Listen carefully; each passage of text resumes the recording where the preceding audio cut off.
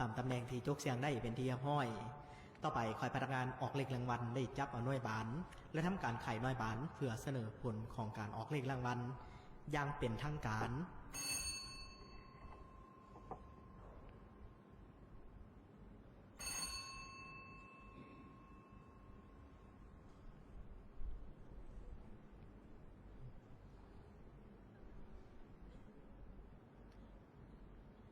ในเวลานี้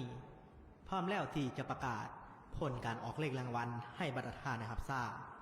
ผลการออกเลขรางวัลหวยพัฒนาประจำงวดที่18ออกข้างวันที่11เดือนกุมภาพันธ์ปี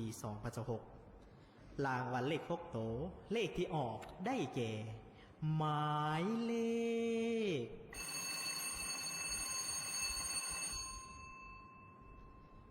596 469เลขหาโตวได้แก่หมายเลข96469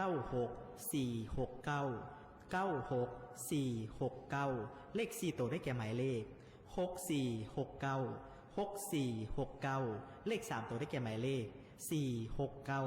469เลข2ตัวได้แก่หมายเลข69